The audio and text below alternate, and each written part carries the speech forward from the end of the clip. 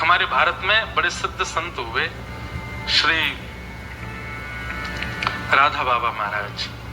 कुछ लोगों ने नाम सुना होगा, कुछ लोगों ने नाम नहीं सुना होगा। श्री राधा बाबा महाराज गोरखपुर में विराजते थे और उनकी लीलाएं तो कथाएं तो बहुत अद्भुत हैं। श्री भाई जी महाराज, हनुमान प्रसाद पोद्दार जी और श्री राधा बाबा महाराज, दोनों का अत्यंत सामीप्य रहता था। अगर किसी व्यक्ति को नहीं पता है इनके बारे में तो कभी गीता प्रेस गोरखपुर से ऑनलाइन बाबा का चरित्र, भाई जी का चरित्र मंगाइए, एक बार जरूर पढ़ना। हम लोग बहुत पुराने पुराने रसिकों के चरित्र पढ़ते हैं, सूरदास जी के, मीराबाई के, ये बहुत प्राचीन, लेकिन अभी हमारे ही समय काल में अगर कोई महान भक्त हुए पिछले 100 वर्षों में, श्री राधा बाबा महाराज। राधा बाबा का एक मैं लीला सुनाता हूं कथा में कि राधा बाबा पूरे दिन एक टीन शेड के नीचे बैठे रहते थे और भक्तजन सामने से उनका दर्शन करते थे। लेकिन सुबह सुबह आप 4 बजे उठ करके जब शौच के लिए जाते थे तब एक बूढ़ी मैया इनका दर्शन करने आती थी और वो केवल दर्शन नहीं करती, पीछे पीछे बाबा के संग जाती। वो जहां जंगल झाड़ी में जाते बेचारे, वहां पे भी उनका दर्शन करते। कुछ वैष्णवों ने देख लिया, उन्होंने मैया से कहा, मैया तुमको शर्म नहीं आती है? बाबा सुबह सुबह बेचारे अपने नित्य नियम में जाते हैं, तुम वहां भी उनका दर्शन करती हो। और हमने देखा तुम छुप छुप के सब जगह से देखती हो, क्यों करती हो ऐसा? पूरे दिन बाबा टीन शेड में बैठते हैं, वहीं दर्शन किया करो। तो बूढ़ी मैया के नेत्रों से आंसू आ गए। बोले, मैं सच बताऊं, मैं बाबा को नहीं देखती। बाबा तो पूरे दिन दिखते हैं, बाबा तो पूरे दिन दिखते हैं, दर्शन देते हैं, मैं दिन भर उनका दर्शन करती हूँ, पर ये सुबह सुबह जब शौच के लिए जाते हैं ना, उसी समय एक सांवरा सलोना सा लाला इनकी लठिया पकड़ के संग चलता, मैं उसको देखने जाती हूँ, उसका दर्शन करने जाती हूँ, वो रोज दिखता है। तो सब रसिक जन इतने आश्चर्य में आ गए कि मतलब वो इतने पवित्र हैं राधा बाबा कि वे जब अपने नित्य नियम करने जाते हैं तब भी ठाकुर जी उनके संग रहते हैं, तब ठाकुर जी का विशेष दर्शन उनके साथ होता है और वो मैया को दिखते थे। ऐसे थे राधा बाबा। तो एक बार राधा बाबा ब्रज की किसी यात्रा में थे, हमने एक महापुरुष से ये लीला सुनी।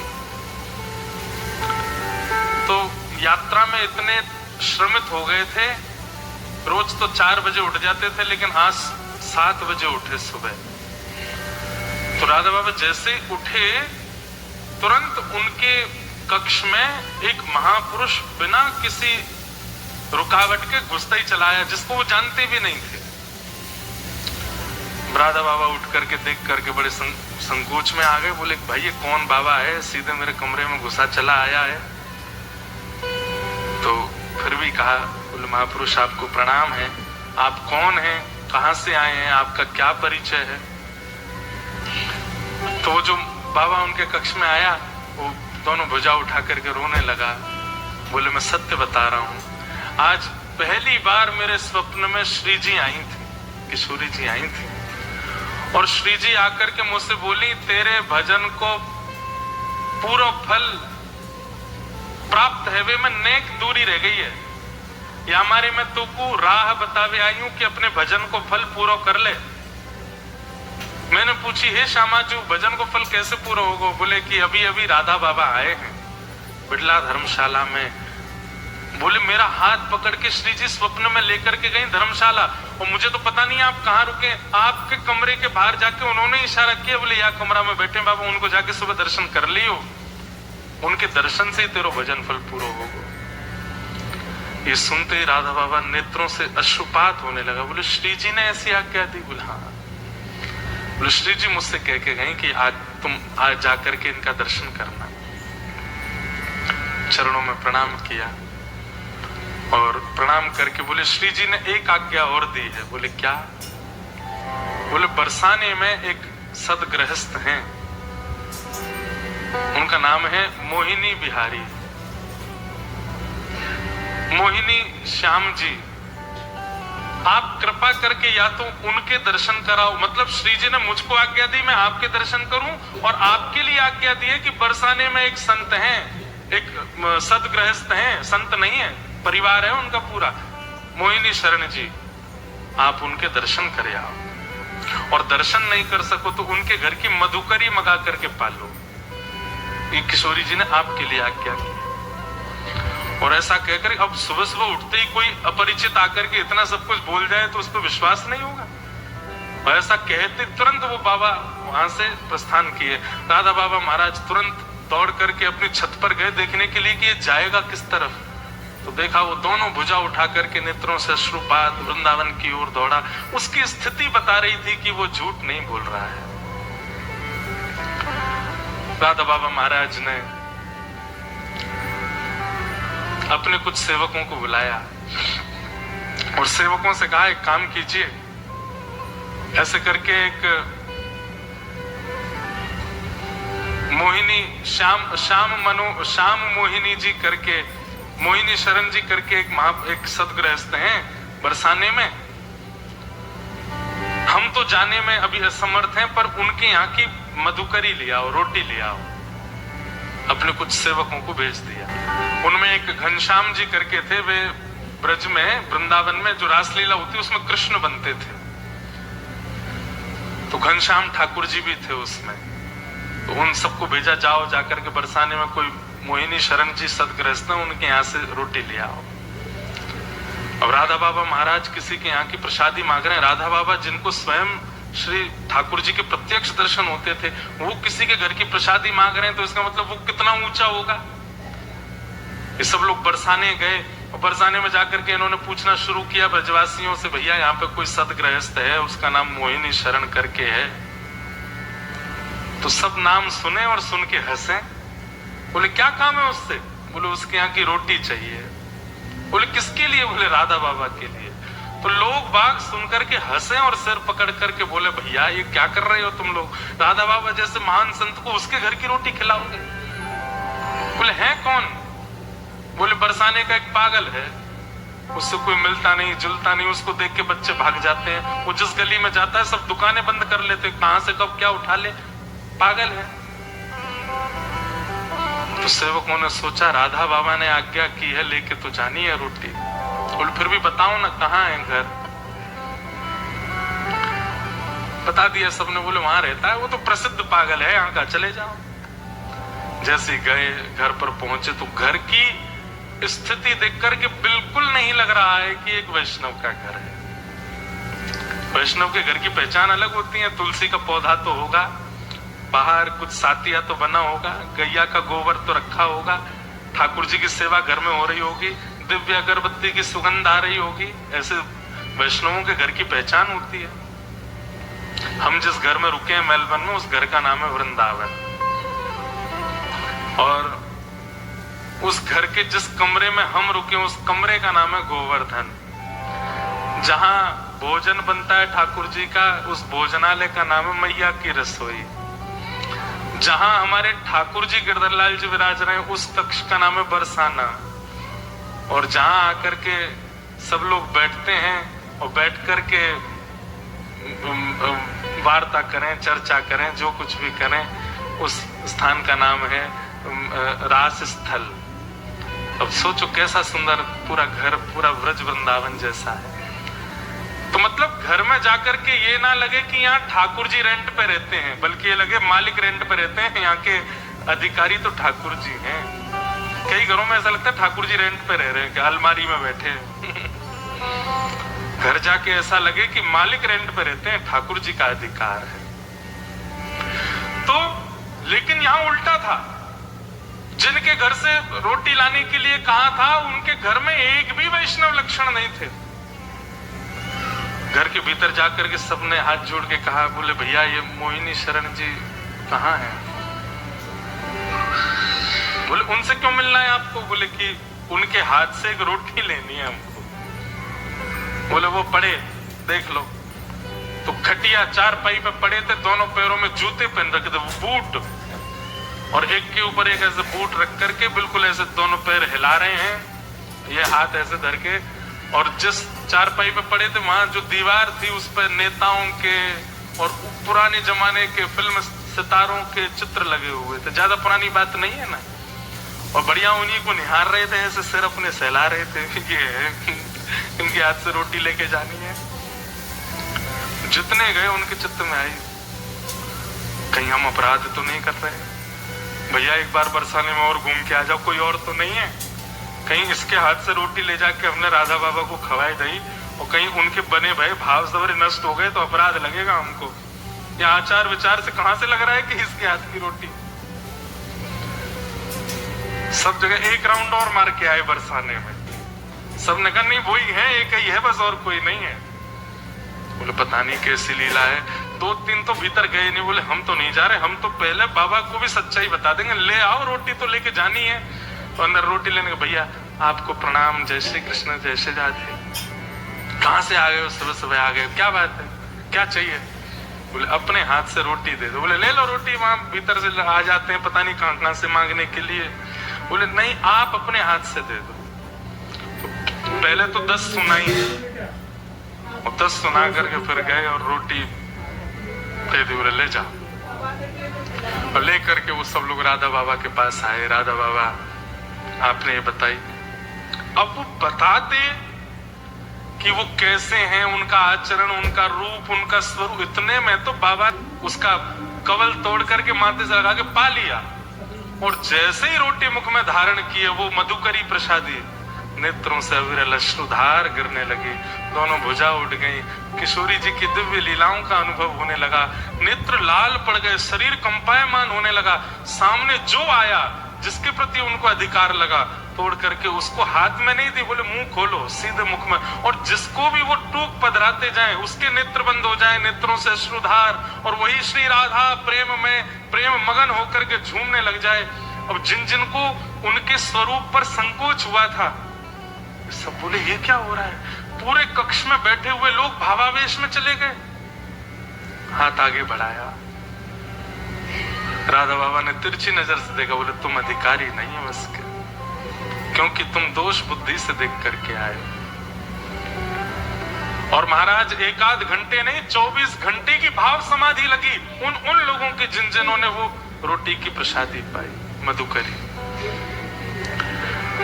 वहीं से ही बाबा ने प्रणाम किया और बाबा तो वहां से चले गए। लेकिन जो घनश्याम ठाकुर जी जो रासलीला में कृष्ण बनते थे, वो भी गए थे वहां लेने। उन्हीं के मन में पहले दोष आया कि ये कैसे भक्त हैं।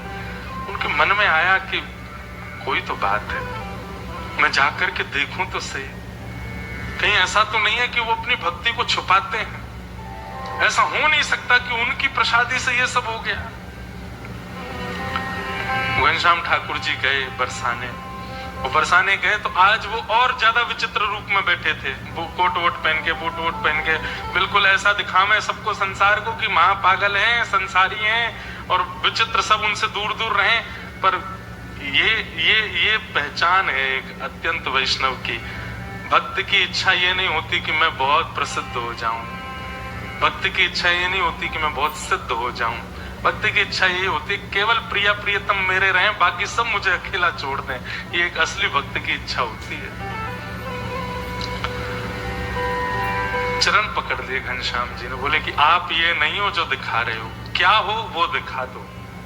मेरी आपसे प्रार्थना है, बहुत अच्छा नाटक करते हैं आप, आपके शब्दों में भी कहीं से भी वैष्णवता नहीं झलकती, आपके रूप प्ररूप में भी कहीं से वैष्णवता नहीं, आपके आसपास भी ऐसी आपने व्यवस्था कर रखी है कि किसी प्रकार से वैष्णवता का दर्शन नहीं हो। लेकिन मेरी आपसे प्रार्थना है, एक ब्रजवासी होने के नाते आपसे प्रार्थना कर रहा हूं, अपना असली रूप दिखाओ। तो पीछे जो चित्र लगे थे, उन सब चित्रों के मतलब जब प्रार्थना की तो नेत्रों से अश्रु आ गए। प्रेम का स्वभाव है, प्रेम का स्वरूप कितना भी छुपाओ छुपता नहीं, वो प्रकट हो जाता है। तो नेत्रों में जब अश्रु आए तो घनश्याम ठाकुर जी ने कहा आप ये नहीं हो जो दिखा रहे हो, कौन हो वो दिखाओ। तो पीछे जो दीवार पे वो चित्र लगे थे फिल्म सितारे वगैरह उनके, वो वास्तव में एक लकड़ी की दरवाजा था। और जैसे उस दरवाजे को खोला तो वो एक झरोका था, एक बालकनी जैसी थी। और वो बालकनी ऐसी थी जहां से श्री किशोरी जी का रंग महल स्पष्ट दिखाई देता था। हाथ पकड़ करके ले गए घनश्याम ठाकुर जी का और दिखाया, बोले देखो वो हमारी श्री जी लाडली जी का भवन है। बोले हाँ। बोले देखना अब मैं पुकारूंगा और कुछ अनुभव होगा। और जैसे ही उन्होंने भुजा उठा करके कहा श्री राधा श्री राधा श्री राधा, एक दिव्य तेज प्रकट हो गया श्री ठाकुर जी किशोरी जी के बरसाने भवन में। और उस दिव्य तेज में सर्वांगीण अंग तो नहीं दिखा, लेकिन दिखा कि दिव्य तेज जैसे समाप्त हुआ तो वहां पर कोई सुंदर सी चुनरी पहन करके कोई एक सखी आई है, जिनका रूप ऐसा था, इतनी दूर से स्पष्टता नहीं हो रही थी। वो जो जिनके घर गए थे वो तो भुजा उठा करके नृत्य करने लगे। घनश्याम ठाकुर जी देख करके वहीं मूर्छित हो गए और मूर्छित होकर के चरण पकड़ लिए। बोले कि मुझे अनुभव करा दो। बोले कि अभी आपके चित्त में वैष्णवों के प्रति दोष भाव आ जाता है, पहले उस दोष भाव को दूर करो। कभी वैष्णव की आचार विचार कई बार वो इसलिए बनावटी रखते हैं कि हमारी भक्ति को नजर ना लगे, हम महासंसारी दिखाई दें सबको। इसलिए वैष्णव को परखने में राधा बाबा जैसे हो जाओ, जिन्होंने आपके द्वारा निंदा सुनी नहीं, उससे पहले प्रसाद पा लिया। ऐसी वैष्णवता जिस दिन आपके चित्त में आ जाएगी, आप जैसी बरसाना भवन की ओर देखोगे श्री जी दिख जाएंगे। घनश्याम ठाकुर जी तो मगन हो गए, चरण पकड़ लिए, बोले कि बस अब आप कृपा करो। ये है वैष्णवता। और फिर घनश्याम ठाकुर जी फिर उसी भाव में रहने लगे। अब तो ऐसी स्थिति उनकी हो गई कि अब कोई वैष्णव नहीं भी है और वो राह में खड़ा खड़ा अगर कुछ दुष्पान कर रहा है या कुछ दुर्वस्तु धुआं जैसा उड़ा रहा है, वो उसको भी प्रणाम करते। बोले तुम जरूर अपनी भक्ति छुपा रहे हो, इसलिए ऐसे हो ना, मुझे पता है तुम आप हंस तो गए, लेकिन वास्तव में बताएं, जब तक ये दृष्टि नहीं बनेगी आपको भगवत अनुभव नहीं होगा। ऐसी दृष्टि बन जाएगी। कोई दोष युक्त व्यक्ति अत्यंत देखो ये तो भगवत कृपा हो जाएगी कि जो वास्तविक दोषी व्यक्ति है उसका परिचय आपको हो जाएगा, लेकिन जिसमें दोष नहीं है, जो केवल दोष का आडंबर कर रहा है, उसके प्रति आपके सहज भावना हो जाएगी कि ये तो इनका केवल बाह्य प्रकाश है, भीतर से तो ये परम भक्त है। घूम फिर के बाद पूरी इस भाव में आती है कि भगवत दर्शन, भगवत मिलन और भगवत सामिप्य के लिए वृत्रासुर जो कह रहे हैं, दासान उदासो भवतास बोध, भगवत दासों के दास बन जाओ। जैसे मैं कहता हूं कभी कभी कि राधा रमन जी के जैसे पर्दा खुलता है ना, तो पर्दा खोलते ही पता नहीं कहां से ऊर्जा आ जाती है। वैष्णव बोलते श्री राधा रमन लाल की जय, भुजा खड़ी हो जाती है, नेत्र बिल्कुल अपलक हो जाते हैं, फिर पलक नहीं झपकता कोई, पीछे से धक्का पड़े, आगे से कोहनी पड़े, किसी को कोई चिंता नहीं होती, बस मुझे मेरे ठाकुर जी दिखते रहे।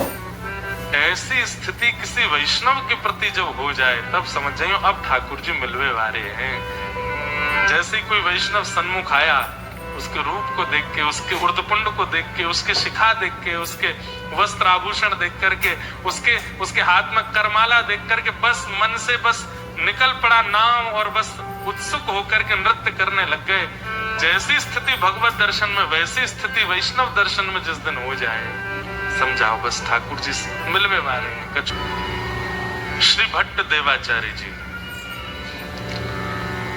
तो वैष्णव रूप में रहते थे, द्वादश तिलक लगाते थे और द्वादश तिलक लगा करके अंकित करके कंठी आदि पहन करके बढ़िया सुंदर सिंहासन पर बैठ के भजन करते थे। तो उनके बाह्य रूप को देख करके तो कोई भी आकर्षित हो जाता था। तो एक छोटा सा बालक उनके पास गया और दंडवत प्रणाम करके बोला कि महाराज, मुझे आपका तिलक बहुत अच्छा लगा, मुझे आपका स्वरूप बहुत अच्छा लगता है, आपकी बैठने की स्थिति, आपका बोलने का ढंग और आपकी नाम, ये सब चीज से मैं बड़ा आकर्षित हो गया हूं, मुझे आप गुरु दीक्षा दे दीजिए। तो श्री भट्ट देवाचार्य जी बोले,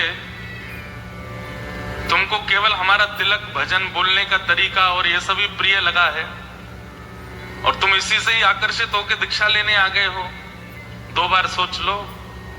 बोले मैंने सोच लिया, मुझे तो बस मेरे पलक झपकने का मन नहीं होता, आपको देखता रहूं, ऐसा लगता है कि आपका मुखमंडल कितना सुंदर है, आपके नेत्र कितने सुंदर हैं, आप कितने बढ़िया लगते हो, आप ही मुझे दीक्षा दे दीजिए।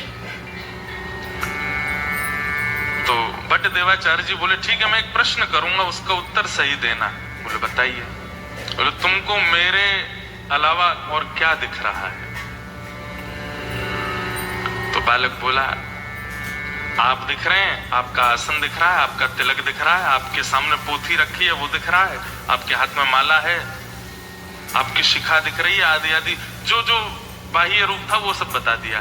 तो बट्टदेवाचार्य जी हंसे और बोले, अभी तुम दीक्षा के योग्य नहीं हो।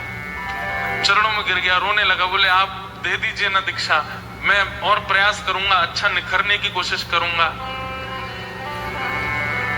तो बट्टदेवाचार्य जी बोले, दीक्षा के बाद मैं कोई आज्ञा करूंगा तो तुम मानोगे? बोले हाँ मानूंगा। तो बोले मैं पहले आज्ञा कर देता हूं, बाद में दीक्षा दूंगा। बोले क्या आज्ञा है? बोले मानोगे? बोले पक्का मानूंगा। ध्यान से सुनिएगा। तो बट्टदेवाचार्य जी बोले, गोवर्धन चले जाओ और 12 साल तक नित्य परिक्रमा करो, रोज परिक्रमा, और 12 साल तक बेनागा परिक्रमा करके लौट के आओगे, तब हम तुमको दीक्षा देंगे। बालक बोला, छल लिया आपने तो मुझे। आपने कहा दीक्षा के बाद आज्ञा करूंगा तो भी मानना है, पहले कर देता हूं तो ये ऐसी आज्ञा करिए, मतलब 12 साल तक तो मैं कुछ कर ही नहीं सकता।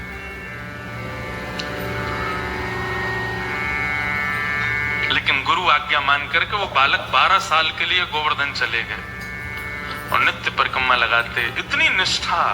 अब देखो आजकल तो गुरु लोग परीक्षा लेते ही नहीं है। आपसे किसी ने ऐसे कह दिया होता तो आप क्या करते?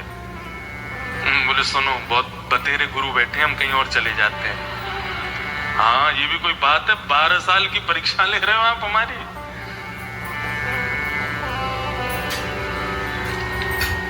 तो चले गए, वो बालक भी चला गया। गुरुजी 2 प्रकार से परीक्षा ले रहे थे, निष्ठा देखूं, निष्ठा कैसी है, मानता है कि नहीं, और फिर 12 साल के तब से जो परिवर्तन आएगा दृष्टि में, उससे इसी का भला होगा। तो 12 साल के लिए वो बालक चला गया, गिरिराज जी की रोज परिक्रमा करी और गिरिराज जी से रोज प्रार्थना करते, हे गिरिराज बाबा मुझे योग्य बना दो कि मैं अपने गुरु से दीक्षा ले सकूं। 12 साल बाद वो बालक आया, अब तो वो बड़ा हो गया था। गुरुजी प्रणाम, आपने आज्ञा की थी 12 साल परिक्रमा की, मैं पूरी करके आ गया हूं, अब मुझे दीक्षा दे दो। गुरुजी बोले 12 साल हो गए? बोले हाँ। अरे मेरा लाला, अच्छा बैठो, बताओ अब तुम्हें क्या दिख रहा है? बोले गुरुजी पहले तो केवल आप एक मानव जैसे दिख रहे थे, लेकिन आज आपके श्री अंग से ऐसा लग रहा है मानो जैसे सूर्य के समान तेज प्रकट हो रहा हो। आपका तिलक ऐसा लग रहा है मानो स्वर्ण मंडित कुछ माथे पर विराजमान हो। आपके रोम कूप में ऐसा लग रहा है मानो जैसे कोई दिव्य दिव्य वेद ध्वनि प्रकट हो रही हो। खूब महिमा मंडन किया। बट्टदेवाचार्य जी बोले अच्छा बेटा एक काम करो। बोले क्या? 12 साल के लिए फिर जाओ। बोले गुरुदेव ये क्या? बोले अभी जो तुमको दिखना चाहिए वो दिखा नहीं है, और जब तक वो दिखेगा नहीं मैं दीक्षा दूंगा नहीं। बहुत रोए, बोले कि भगवान ऐसा मत करो, मैं बहुत तड़प के आया हूं। बोले जो भी हो, अगर मुझसे दीक्षा चाहिए तो 12 साल और जाओ। वो बालक फिर से गया। 12 साल, 24 साल, 12 साल पहले और 12 साल अब, बेनागा गिरिराज जी की परिक्रमा रोज की, केवल गुरु को जीवन में लाने के लिए। हम ठाकुर जी को जीवन में लाने के लिए तप नहीं करते। वृंदावन जाते हैं, शॉपकीपर से कहते हैं हाँ भाई कितने के हैं गोपाल जी? 5000 रुपए। थोड़े कम कर लो यार, ऑस्ट्रेलिया से आए हम। भैया एक बात हमारी ध्यान से सुनिएगा, भजन, भक्ति, गुरु, वैष्णव, ठाकुर जी, इस सहजता से अगर जीवन में आ गए ना, आप उनकी सेवा फिर निपुणता से करोगे नहीं। इसलिए मूल्यवान वो मोल से आने चाहिए, वो मेहनत से आने चाहिए, वो तप से आने चाहिए, तभी आप उनका मूल्य समझोगे। 24 साल हो गए। अब वो बालक नहीं रहा है, अब तो वो बड़ा हो गया, वो आयु उसकी खूब हो गई। आया, प्रणाम किया, बोले गुरुदेव 24 वर्ष की तपस्या पूरी हो गई, अब आज्ञा कीजिए। गुरुजी बोले बैठो सामने, बताओ अब क्या दिख रहा है? तो गुरुदेव ऐसा लगता है कि आप आप कोई सहचरी हैं, आप कोई ठाकुर जी की नित्य दासी हैं। आप अभी तक मुझे पुरुष रूप में दिखते थे, पर ऐसा लगता है कि आप ब्रज की कोई गोपी हो, और आप अभी अभी दही मत करके आए हो, और दही से निकले हुए जो माखन के लोना है वही आपके मुखमंडल पर छींटे के रूप में दिख रहे हैं। जो पहले तिलक दिख रहा था, अब उसको वो कुछ और दिख रहा था।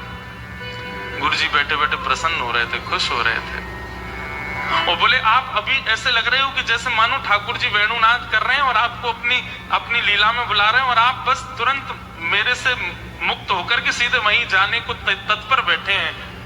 ऐसा लगता है कोई दिव्य लीला हो रही है, और आप उस लीला की एक गोपी। ये कोई आडंबर नहीं था, ये सत्यता थी, ऐसा ही दिख रहा था उसको। बट देवाचार्य जी बोले बेटा, बोले जी गुरुदेव, बोले 12 साल के लिए जाओ गोवर्धन। लेकिन अब की बार वो रोया नहीं, वो समझ गया कि नहीं, मेरी योग्यता अभी बनी नहीं है। फिर भी कहा गुरुदेव, मैं जान सकता हूं क्या मुझे जो दिख रहा है वो सत्य नहीं है? बोले सत्य है, लेकिन तूने आते ही कहा कि 12 साल की तपस्या पूरी हुई। ये 12 वर्ष की तपस्या का एक अभिमान तेरे चित्त में है, एक बार और जाओ। कितने 12 थोड़ी, अब तो कितने हो गए, 24 वर्ष हो गए। फिर से गया, 12 साल फिर गिरिराज जी की परिक्रमा करी, और जैसे ही 36 वर्ष हो गए, लौट करके जब आए, श्री भट्ट देवाचार्य जी अपने आसन पर बैठे थे, और सामने से वो जैसे ही आया, आते अब कुछ बोला नहीं, अब कुछ कहा नहीं, बस नेत्रों से विरल अश्रुधारा गिरी। भट्ट देवाचार्य जी बोले कहो बालक, क्या कह रहे हो? बोले नाथ, ऐसा लगता है कि मानो मेरे सामने साक्षात यशोदा मैया बैठी हैं, और उनके एक गोदी के ऊपर साक्षात किशोरी जी बैठी हैं, और दूसरी गोदी में साक्षात श्री लाल जी बैठे हैं। श्री प्रिया लाल जी को गोद में लेकर के मानो जैसे यशोदा जी बैठी हैं, मानो जैसे कीर्ति मैया मेरे सामने बैठी हैं, मानो जैसे साक्षात कोई गोपी दोनों युगल सरकार को लेकर के बैठी है। तुरंत भट्ट देवाचार्य जी अपने आसन से उठे। युगल गोदी में दिखे ना? बोले हाँ। बताओ ठाकुर जी का रूप कैसा है? बोले कटाक्ष नेत्र हैं, मंद मंद मुस्कान है, थोड़ी थोड़ी दतुइयां दिख रही हैं। श्री जी का रूप कैसा है? बोले बिल्कुल कमलांगी हैं, कमल जैसा अंग है, सुंदर कटाक्ष नेत्र हैं, धीमे धीमे श्याम सुंदर को देख रही हैं। जब बिल्कुल विश्वास हो गया कि हाँ यही दिख रहा है, तुरंत भट्ट देवाचार्य बोले अब दीक्षा दूंगा, यही दिखाना था। अभी तक तुमको केवल मैं दिखा, अभी तक मेरी योग्यताएं दिख रही थी, अभी तक मेरा प्रभाव दिख रहा था, लेकिन वास्तविक दर्शन अब हुआ, अब तुम्हें दीक्षा देंगे। और वही हमारे ब्रजमंडल के एक अद्भुत रसिक बने वो बालक, और उनका नाम हुआ हरिव्यास देवाचार्य। क्या नाम हुआ? हरिव्यास देवाचार्य। उन्होंने बड़े अच्छे अच्छे पद गाए। था तो नाम उनका हरिव्यास देवाचार्य, लेकिन उनके पद में वो अपना नाम आता है ना, सबको सूरदास जी का नाम आता है, कुमनदास जी का नाम, उनके पद में नाम आता है हरिप्रिया। उन्होंने अपना नाम रखा हरिप्रिया। ये है संत दर्शन। हमको तिलकधारी, धोतीधारी, चोटीधारी, वैष्णव, तुलसीधारी में दोष दिख रहा है, और यहाँ देखिए एक आचार्य चरण 36 वर्ष तप करा करके अपनी गोद में ठाकुर जी दिखा रहे हैं। हमारी भक्ति तब जानो कि अत्यंत दोष युक्त वैष्णव भी सामने आ जाए, उसमें भी हमको गुण का दर्शन हो, तब समझो कि हमारा भजन फलीभूत हो रहा है। कोई आपसे आकर के कहे, बोले वो सिडनी वाले भैया है ना, वो पूरे दिन नाम जप करते रहते हैं। बोले हाँ, अरे वो ऐसे ही हैं, वो ऐसे ही हैं, उनकी बातें ऐसी हैं, उनके काम ऐसे ही हैं, आदि आदि सब बातें। लेकिन आपके मन में क्या है? भैया देखो, मेरे सामने उनकी निंदा मत करो। ठीक है, वो होंगे जैसे भी हों, पर मुझे उनके बारे में ऐसा मत बोलो।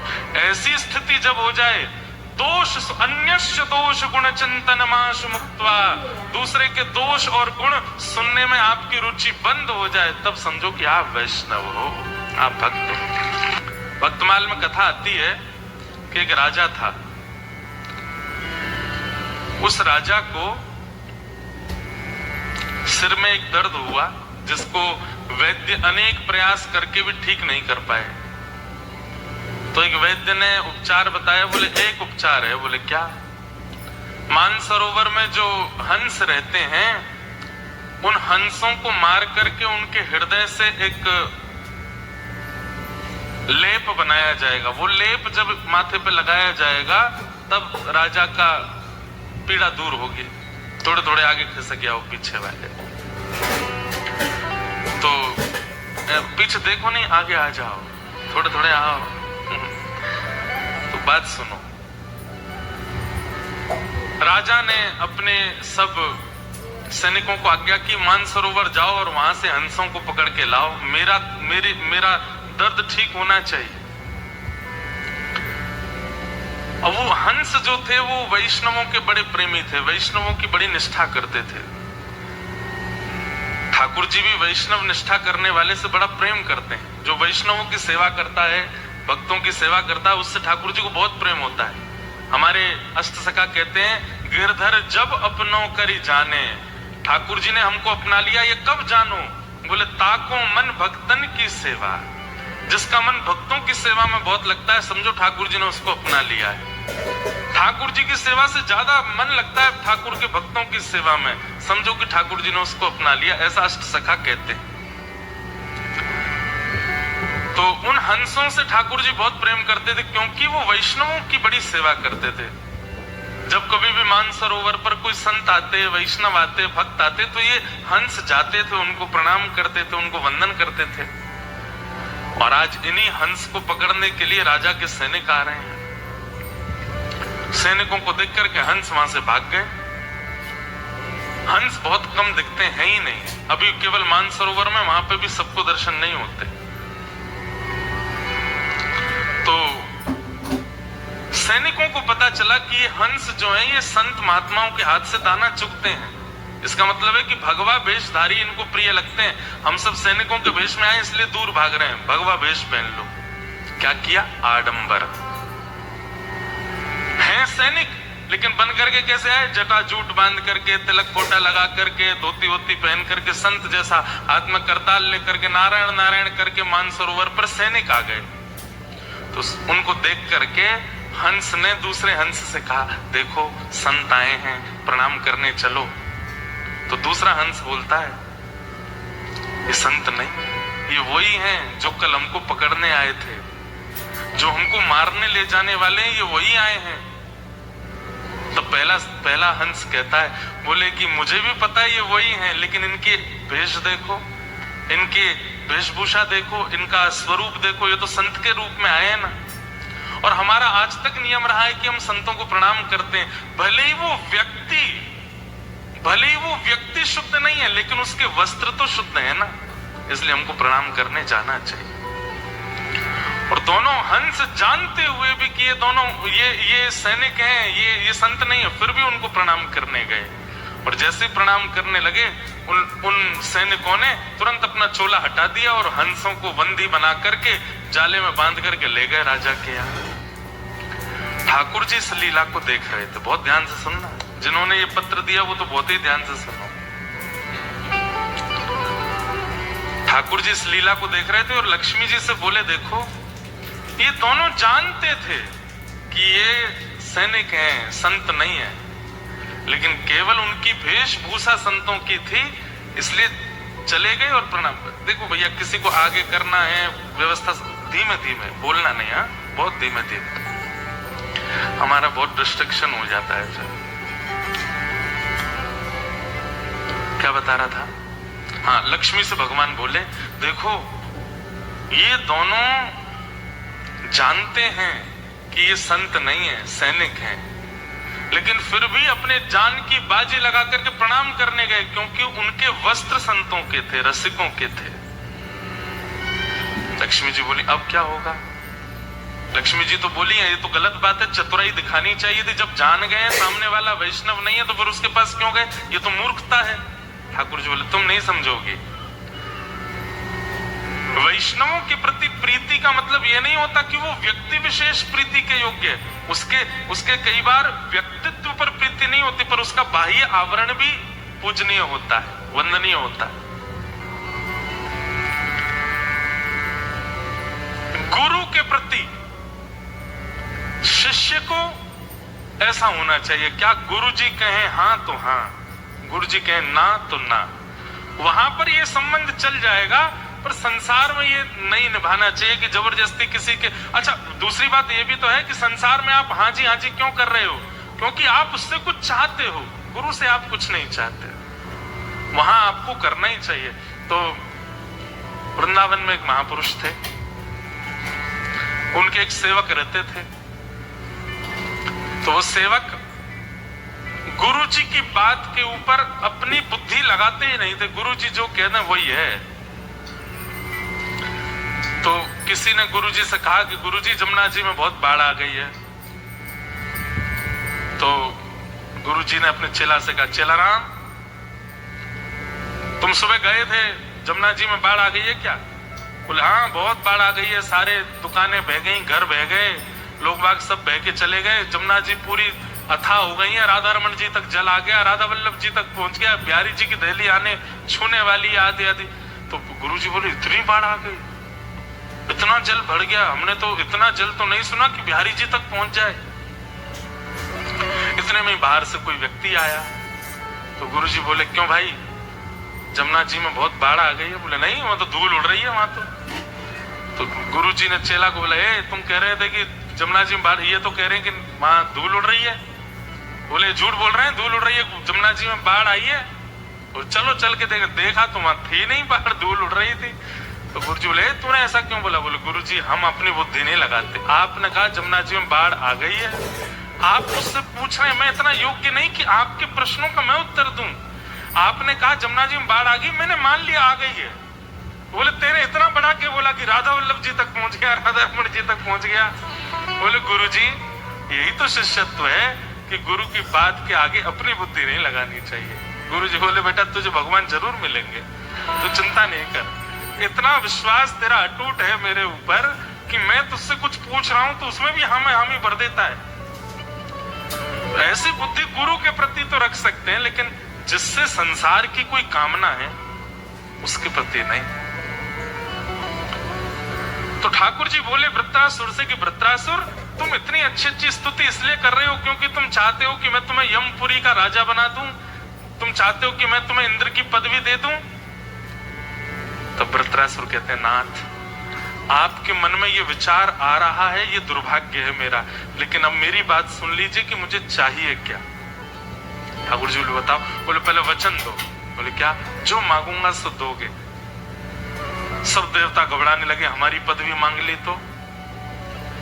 ठाकुर जी बोले वचन नहीं देंगे। बोले वचन दीजिए, मैं आपको अप्रसन्न नहीं करूंगा, मैं ऐसी वस्तु मांगूंगा कि आप देने के लिए सोचेंगे भी और प्रसन्न भी हो जाएंगे। भगवान बोले ठीक है वचन देते हैं, मांगो क्या चाहिए। क्या मांगा है वृत्रासुर ने? वृत्रासुर कहता है न नाक पृष्ठम न च पारमेष्ठम न सार्वभौमम न रसाधिपत्यम न योग सिद्धेर पुनर्भवम वा। ना तो मुझे ब्रह्मा की पदवी चाहिए, ना मुझे इंद्र का सिंहासन चाहिए, ना मुझे पृथ्वी का राजा बनना है, ना मुझे यमलोक का राजा बनना है, ना मुझे रसातल का राजा बनना है, ना मुझे योग चाहिए, ना मुझे सिद्धि चाहिए, ना निधि चाहिए, कुछ नहीं चाहिए। ठाकुर जी बोले तो चाहिए क्या? सब लोग इधर देखो, ध्यान से सुनो क्या कहता है। समंजसत्वा विरहय कांक्ष, हे नाथ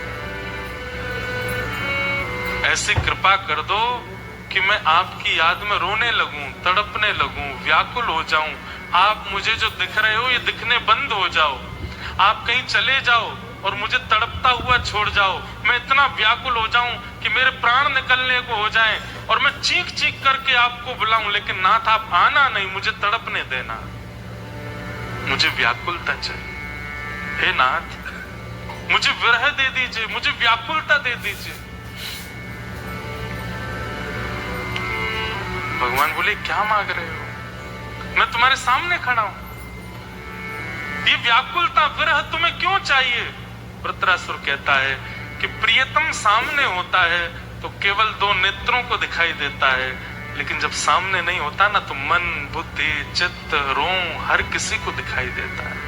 हर अंग को अनुभव होता है, हर रोम को अनुभव होता है। नाथ, मुझे आपको देखना नहीं, मैं आपके विरह में व्याकुल हो जाऊं, तड़पने लग जाऊं। नाथ, ऐसी कृपा कर।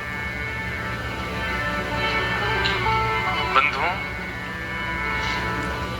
हर व्यक्ति संयोग मांगता है, लेकिन एकमात्र वृत्रासुर है श्रीमद् भागवत में जिसने ठाकुर जी से वियोग मांगा।